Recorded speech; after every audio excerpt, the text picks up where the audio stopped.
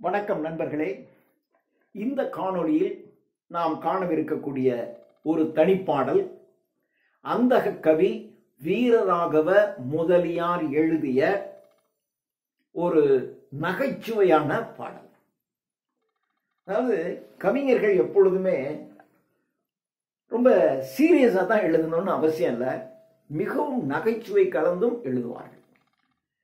கடவுள்களை வைத்து நகைச்சுவை விளையாட்டை இங்கே அந்தக கவி வீரராகவ முதலியார் எழுதியிருக்கிறார்.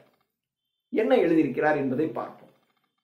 இப்போ யாருக்காவது நம்ம ஒரு பெண் பார்க்க வேண்டும் என்று சொன்னால் உடனே அந்த பையன் எப்படி, பையன் அப்பா அம்மா யாரு, என்ன, எந்த ஊரு, அவங்க உறவினர்கள் எப்படி என்று விசாரிப்பார்கள்.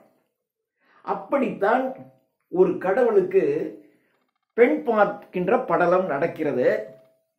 பெண் பார்ப்பதற்காக பல இடங்களில் அலைந்து திரிந்து விட்டு கடைசியில் அந்த கடவுள்கிட்டே சொல்றாங்க, யோ உனக்கெல்லாம் எவனும் பொண்ணு தர மாட்டான், ஏன்னா உன் குடும்ப லட்சணம் அப்படி என்று கடவுளிடம் உன் குடும்பம் எவ்வளவு மோசமான குடும்பம்டா என்று சொல்லுகிறார்.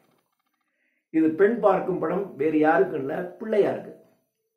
பிள்ளையாருக்கு பெண் பார்க்கணும் அப்படின்னா நீ எப்படி, உன் தம்பி எப்படி, உங்க அப்பா எப்படி, உங்க அம்மா எப்படி, உன் சொந்தக்காரன் யாரு, உன்னுடைய ஊரு எது, இந்த லட்சணத்துல உனக்கு எவன்டா பொண்ணு கொடுமா அப்படின்னு கொஞ்சம் மரியாதையா பிள்ளையாருக்கு பெண் பார்க்கும் படலம் நடக்கிறது.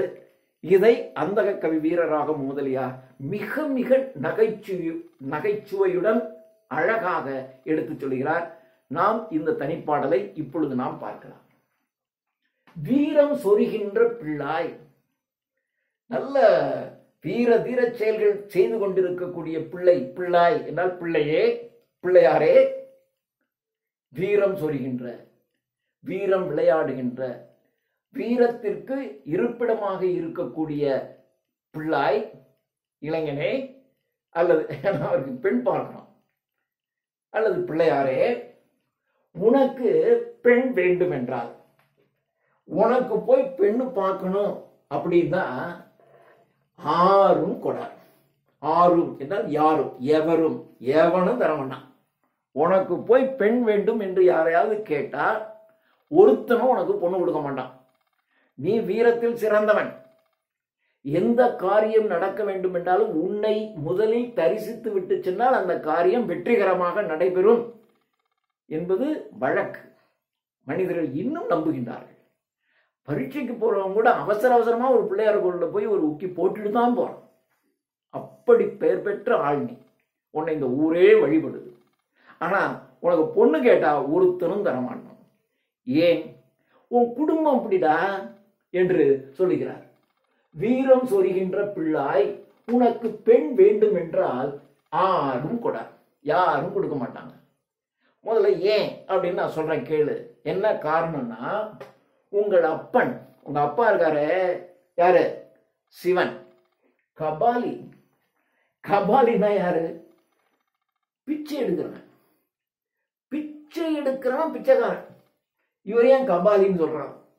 பிச்சை எடுக்கிறவனுக்காக ஒரு பாத்திரம் கையில இருக்குண்டா, அந்த பாத்திரத்தை வச்சுட்டு பிச்சை எடுப்பான். ஆனா உங்க அப்பா என்ன பண்றாரு? அவரு மண்டை ஓட்டிலே பிச்சை எடுக்கின்றவர். அவர் கையில மண்டை ஓடு வச்சிருப்பாரு. அந்த மண்டை ஓட்டை களமாக அல்லது தன்னுடைய பாத்திரமாக வைத்து பிச்சை எடுத்து கொண்டிருப்பவர் உங்க அப்பா. மண்டை ஓடு ஒருத்தன் கையில இருந்தாவே அவன்கிட்ட போறதுக்கே யாரும் பயப்படுவாங்க. இதை வச்சுட்டு அவன் பிச்சை எடுத்துக்கிட்டு இருக்கான். உங்க அப்பா எப்படி? உங்கள் அப்பன் கபாலி, கபாலீஸ்வரர் கோயில் என்று சென்னையில ஒன்று உண்டு. அப்பன் கபாலி, அம்மான் திருடன். உனக்கு மாமா இருக்கான் பாரு, அம்மாவனுடைய சகோதரன், உன்னுடைய தாயின் சகோதரன், உன்னுடைய மாமா யாரு? கிருஷ்ணன், கண்ணன். அவன் திருட்டு போயிடா. சின்ன வயசுலயே கோபிகையர்கள் அவங்க ஏதாவது உரியிலே பானையிலே வெண்ணெய் வைத்திருப்பார்கள். அந்த வெண்ணெயை திருடி தின்பவன் அவன். உன்னுடைய அம்மான், உன்னுடைய மாமன் திருடன். உங்கள் அப்பன் கபாலி, அம்மான் திருடன், ஊரும் செங்காடு. உங்க அப்பா லட்சணம் இப்படி. உன் சொந்தக்காரன் எப்படின்னா அவன் திருடனா இருக்கான். சரி, உன் ஊர் எந்த ஊர்? சில ஊரை சொன்னாவே ஐயா அந்த ஐயா அந்த ஊரில் எவனுங்க பொண்ணுங்கன்னு கொடுத்துறாதீங்க, அந்த ஊருக்காரெல்லாம் மோசம்பாங்க.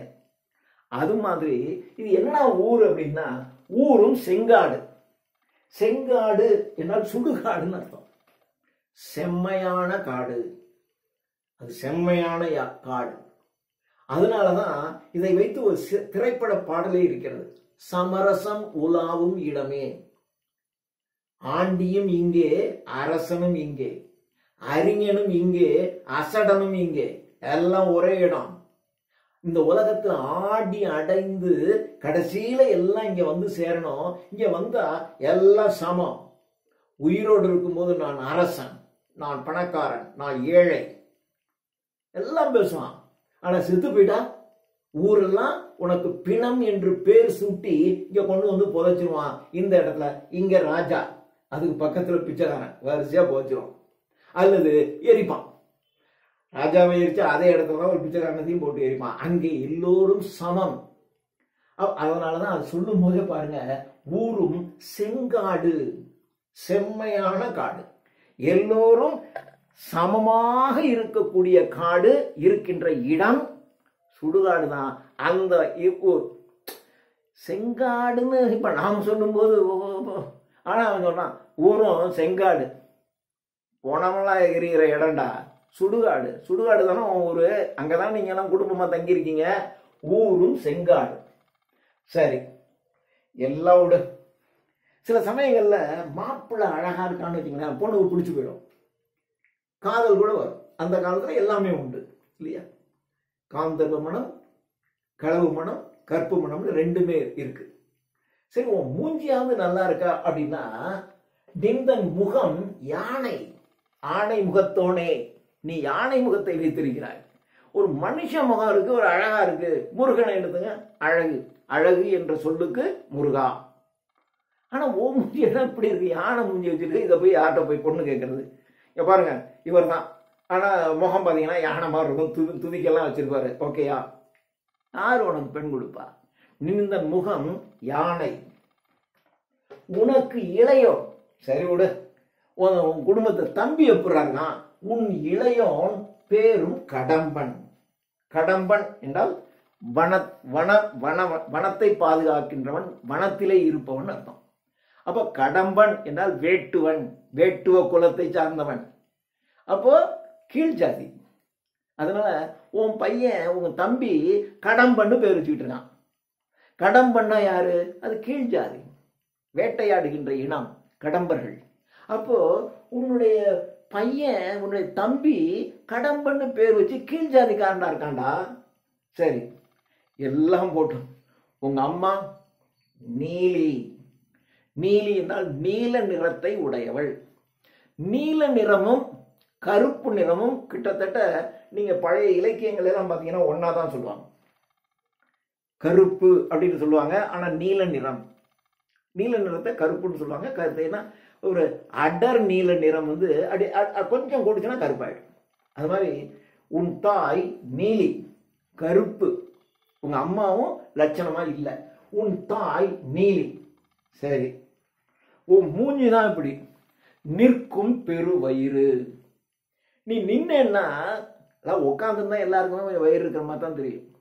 நிற்கும் போது உன் வயிறு பெருசா இருக்கு. என்னது? உன் மூஞ்சியும் சரியில்லை, நீ நின்னா வயிறும் பெருசா இருக்கு. உங்க அம்மா கருப்பி, உன் தம்பி கீழ் ஜாதிக்காரன் கடம்பன். எல்லாரும் நீங்களாம் குடியிருக்கிற இடம் எதிரானா சுடுகாடு. உங்க அப்பா கபாலி, மண்டையோட்டில் பிச்சை எடுக்கிறவன். உன் சொந்தக்காரன், உன்னுடைய மாமா, தாய் மாமன், அவன் திருடனா இருக்கான். இதெல்லாம் வச்சுக்கிட்டு எப்படா உனக்கு பெண் கேட்கிறது? எப்படி போய் நாங்கள் பெண் கேட்பது? யார் உனக்கு பெண் தருவார் என்று இதெல்லாம் சொன்னதெல்லாம் உண்மைதான். ஆனா இந்த உண்மையான அழகான விஷயத்த அப்படி ஒரு அருமையாக கோர்த்து நமக்கு ஒரு சிறந்த தனிப்பாடலாக அந்தக கவி வீரராகவ முதலியார் நமக்கு கொடுத்திருக்கிறார். நன்றி.